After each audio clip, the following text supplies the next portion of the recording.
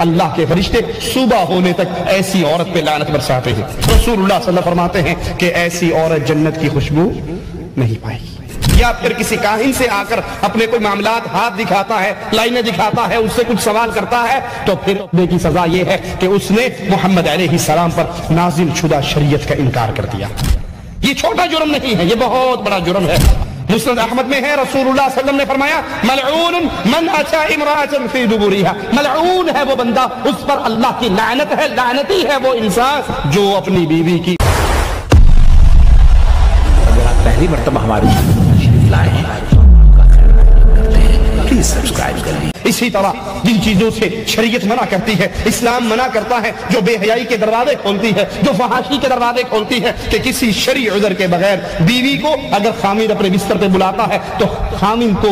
خامن جب بیوی کو بلائے، بیوی کے لیے جائز نہیں ہے شرعی عذر کے بغیر وہ اپنے خامن کی بات کو نہ مانے اور اس کی خواہش کو پورا کرنے کے لیے بستر پہ نہ آئے۔ ابو ہریرہ سے روایت ہے، رسول اللہ صلی اللہ علیہ وسلم نے فرمایا اذا دعا الرجل، جب آدمی پکارے امرأتہ اپنی بیوی کو الى فراشہ، اپنے بستر کے اوپر، فبات غضبان، وہ انکار کر دے، خامن ناراضگی کی حالت میں رات گزارے، لعنتها الملائکۃ حتی تصبح، تو اللہ کے فرشتے ایسی بیوی پر لعنت برساتے ہیں یہاں تک کہ صبح ہو جائے۔ خامن اپنی بیوی کو بلاتا ہے اپنی خواہش پوری کرنے کے لیے، بیوی نہیں آتی، انکار کر دیتی ہے، اگر اس کے انکار کی شرعی وجہ نہیں ہے، وہ منسس کے اندر نہیں ہے، شریعت اس کو اجازت نہیں دیتی، وہ پھر بھی نہیں آتی، تو پھر اللہ کے فرشتے صبح ہونے تک ایسی عورت پہ لعنت برساتے ہیں۔ ہمارے ہاں اللہ رحم فرمائے، میاں اور بیوی کا اختلاف ہو جائے، جھگڑا ہو جائے، تو اکثر بیوییں خامندوں کو سزا دینے کے لیے اس حق سے محروم رکھتی ہیں، خامندوں کو سزا دینے کے لیے کہ ٹھیک ہے میری اس سے ناراضگی ہے، اب یہ بلا رہا ہے، اس کی سزا یہ ہے، اس کو اپنے قریب نہ آنے دو۔ آپ اپنی ذہن میں اس کو سزا دے رہی ہو، اور آپ کتنی بڑی سزا اپنے اوپر لے رہی ہو کہ اللہ کے فرشتے لعنت برساتے ہیں، ساری رات اللہ کے فرشتے لعنت برساتے ہیں یہاں تک کہ صبح ہو جائے۔ رسول اللہ صلی اللہ علیہ وسلم کا فرمان ہے، جب شوہر اپنی بیوی کو بستر کی طرف دعوت دے تو بیوی کو چاہیے وہ فوراً دعوت قبول کر لے، اگرچہ وہ اونٹ کے کجاوے کے اوپر ہی کیوں نہ بیٹھی ہو، وہ سفر کے لیے تیار ہے، اونٹ کے اوپر سواری کر رہی ہے، اگر خامد اس کو بلاتا ہے تو اس حال کے اندر بھی وہ اپنی اس کام کو چھوڑ کر آئے اور خامد کا حق ادا کرے۔ عورت کا اپنے شوہر سے بغیر کسی شرعی سبب کے طلاق مانگنا یہ بھی بے حیائی کا دروازہ کھولتا ہے۔ عورت کا خامد کے بستر پہ نہ آنا بے حیائی کا دروازہ کیسے کھولتا ہے کہ وہ کسی اور کی طرف متوجہ ہو سکتا ہے، وہ حرام کاری کی طرف جا سکتا ہے، وہ کسی اور کے اندر ملوث ہو سکتا ہے جب وہ بلائے اور بیوی نہ آئے، یہ اسلام اس کو اجازت نہیں دیتا۔ اسی طرح عورت بغیر سبب کے، بغیر شرعی سبب کے اپنے خامد سے بات بات پہ طلاق مانگے تو یہ اسلام کے اندر جائز نہیں ہے۔ بعض دفعہ عورتیں بڑے خطیر جملے بول کے طلاق مانگتی ہیں، ایک تو ویسے ہوا نا ناراض ہوگی، دے مجھے طلاق، کر مجھے فارغ، اور اگلا خامد وہ سوچتا ہے کہ میرے بچے ہیں، گھر کا سسٹم سارا خراب ہو جائے گا، بچے برباد ہو جائیں گے، وہ صبر کرتا ہے، اس کے جملوں پہ صبر کرتا ہے، تو یہ اور تیش دلانے کے لیے کہتی اگر مرد ہو تو دو طلاق ہے، بندے دا پتر تے کر فارغ، پیج میں نو کر۔ اب یہ اس کے جذبات کو آگ لگا رہی ہے۔ رسول اللہ صلی اللہ علیہ وسلم فرماتے ہیں، مسند احمد کی روایت ہے، جو عورت بغیر شرعی سبب کے اپنے خاوند سے طلاق مانگے اس پر جنت کی خوشبو حرام ہو جاتی ہے۔ یہ عام روٹین کے کام ہیں، یہ عام روٹین کی باتیں ہیں، گھروں کے اندر ہوئی لڑائی اور طلاق کے سلسلے شروع ہو گئے، دے طلاق، کر فارغ، بھیج مجھے،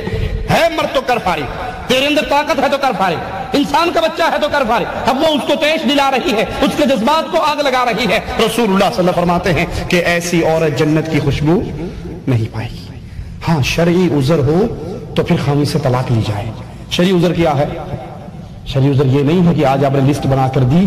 10 چیزیں بازار سے منگوائی، 5 آ گئی، 5 نہیں آئی، غصہ آیا اور طلاق کی ڈیمانڈ کر دی۔ شرعی عذر یہ ہے کہ اگر خامد نماز نہیں پڑھتا، خامد نماز نہیں پڑھتا، بیوی نماز پڑھتی ہے، بیوی مسلمان ہے، خامد مسلمان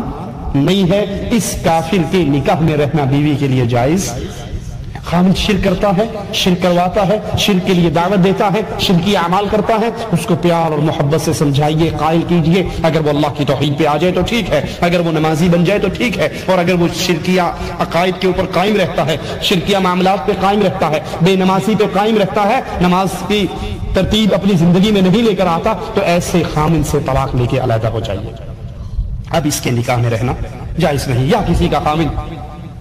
ہیروئن پینے لگ جاتا ہے, نشے کا استعمال کرتا ہے, اس کے اندر ایسی خرابی ہے جو شریعت کے اندر بہت بڑے عذاب کی اس پہ وعید ہے, تو اس کو سمجھائیے. اگر وہ قائل ہو جائے تو ٹھیک ہے, اور اگر وہ قائل نہیں ہوتا, توبہ طائب نہیں ہوتا, تو پھر بیوی کو حق ہے کہ ایسے خامن سے طلاق لے لے. اسی طرح شریعت اسلامیہ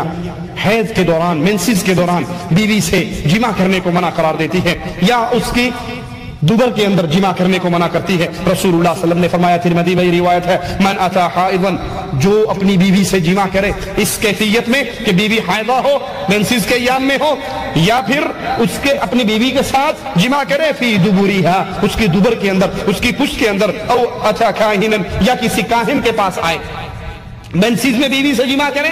یا اس کی دوبر کے اندر جماع کریں یا کسی کاہن نجومی کے پاس جائیں, فقد کفر بما انزل علی محمد صلی اللہ علیہ وسلم, تو اس کا گناہ کیسا ہے کہ جو اپنی بیوی کے ساتھ مینسز کے دوران جماع کرتا ہے, یا اس کے ساتھ پشت میں جماع کرتا ہے, یا پھر کسی کاہن سے آ کر اپنے کوئی معاملات ہاتھ دکھاتا ہے, لائنیں دکھاتا ہے, اس سے کچھ سوال کرتا ہے, تو پھر اس کی سزا یہ ہے کہ اس نے محمد علیہ السلام پر نازل شدہ شریعت کا انکار کر دیا. یہ چھوٹا جرم نہیں ہے, یہ بہت بڑا جرم ہے. اللہ عز و جل سے دعا ہے اللہ ہمیں شریعت کے مطابق زندگی گزارنے کی توفیق عطا فرمائے. مسند احمد میں ہے, رسول اللہ صلی اللہ علیہ وسلم نے فرمایا, ملعون من اتا امرأة فی دبورها, ملعون ہے وہ بندہ, اس پر اللہ کی لعنت ہے, لعنتی ہے وہ انسان جو اپنی بیوی کی پشت میں آ کر, دوبر میں آ کر جماع کرتا. اسی طرح غیر محرم عورت کے ساتھ خلوت نشینی سے اسلام نے منع کیا. شیطان عورت مرد کو اسی راستے سے فتنے کے اندر ڈالتا ہے اور حرام کام کرواتا ہے, اور وہ اس کام میں بڑا حریص ہے. قرآن حکیم ہمیں خبردار کرتا ہے, یا ایھا الذین آمنوا لا تتبعوا خطوات الشیطان ومن یتبع خطوات الشیطان فانہ یأمر بالفحشاء والمنکر, اے لوگو شیطان کے نقش قدم پر نہ چلو, شیطان کی باتیں نہ مانو, شیطان کی پیروی نہ کرو. کیوں؟ شیطان بے حیائی اور برائی کا حکم دیتا ہے. شیطان آدم کے بیٹے کے اندر, آدم کے بیٹے کے جسم کے اندر اس طرح چلتا ہے جس طرح خون چلتا ہے, اور شیطان کے بے حیائی میں ڈالنے والے راستوں میں سے ایک راستہ اجنبی عورت کے ساتھ خلوت اختیار کرنا ہے, جس کو اسلام منع کر رہا ہے. زنا کے اس راستے کو, بے حیائی اور بدکاری کے اس راستے کو اسلام اس کے درمیان میں رکاوٹیں کھڑی کرتا ہے. رسول اللہ صلی اللہ علیہ وسلم فرماتے ہیں, لا يخلون رجل بامرأة الا كان ثالثهما الشیطان, جو بندہ کسی عورت کے ساتھ خلوت اختیار کرتا ہے, تنہائی میں جا کر اس سے ملتا ہے, دو عورت, مرد اور عورت دو اکٹھے ہوتے ہیں, تو ان کا تیسرا کون ہے؟ شیطان. ان دونوں کے درمیان آگ لگانے کے لیے شیطان وہاں پر خود پہنچ جاتا ہے. عبداللہ ابن عمر سے روایت ہے, رسول اللہ صلی اللہ علیہ وسلم نے فرمایا, آج کے بعد کوئی شخص کسی ایسی عورت کے پاس نہ آئے جس کا شوہر گھر میں نہ ہو, الا یہ کہ اس کے ساتھ ایک یا دو آدمی ہو. عورت کے لیے قطعاً جائز نہیں, وہ گاڑی کے اندر, وہ کمرے کے اندر, کسی جگہ پر, یا کپڑے والی دکان کے اندر وہ کسی غیر محرم آدمی کے ساتھ تنہائی میں بیٹھے. ہمارے ہاں اس کی کتنی شکلیں عام ہو چکی ہیں. کس طرح عورت گھر سے نکلتی ہے شاپنگ کرنے کے لیے, ایک تو وہ اپنے گھر سے نکلی تنہائی میں, شیطان اس کے پیچھے چل پڑا. اب اس نے چادر کی بھی ہے, منہ چھپایا ہوا ہے, جو ہی کپڑے والی کی دکان میں داخل ہوتی ہے, دکاندار اس کے ایک تار کے اوپر پردہ لٹکا ہوا پردہ کھینچ لیتا ہے, یہ عورت پردے کے پیچھے ہے, دکاندار ادھر سے جا کے پیچھے بیٹھ جاتا ہے, وہ اپنے چہرے کو ننگا کر لیتی ہے, اور یہ وہاں بیٹھ کے اپنے سوٹ خریدنے کے لیے ڈیلنگ کرتی ہے. یہ کتنے کا ہے؟ 500 کا. پہلے تو میں 400 کا لے گئی تھی, اب کیوں 500 کا ہے؟ اجی مہنگائی ہو گئی, وہ ڈیلنگ کر رہی ہے, مسکراہٹیں آپس میں تبدیل ہو رہی ہیں, باتیں ہو رہی ہیں, اور کرتے کراتے وہ 400 کا جو سوٹ ہے وہ 350 پونے 400 کا لے آتی ہے, اور لا کے اپنے خامند کے منہ پہ مارتی ہے, پچھلی باری تو 500 کا لے آئے سی, بیگ میں 450 کا لے آئی ہے, 125 روپیہ بچایا تیرا. لیکن بغیرتی کے اس کیفیت کو نہیں سمجھتی کہ اس 125 روپے کے پیچھے تو نے اپنا چہرہ ایک غیر مرد کو دکھایا ہے, تو تنہائی کے اندر اس کے ساتھ بیٹھی ہے, تو نے اس کے ساتھ لوچ کے اندر گفتگو کی ہے, نرم زبان میں گفتگو کی ہے. اس بغیرتی میں اگر سارا مال بھی ختم ہو جائے تب بھی یہ بغیرتی اس سے بہت بڑی ہے. عورت کا تنہائی کے اندر غیر مرد کے ساتھ بیٹھنا یہ فیشن ہے.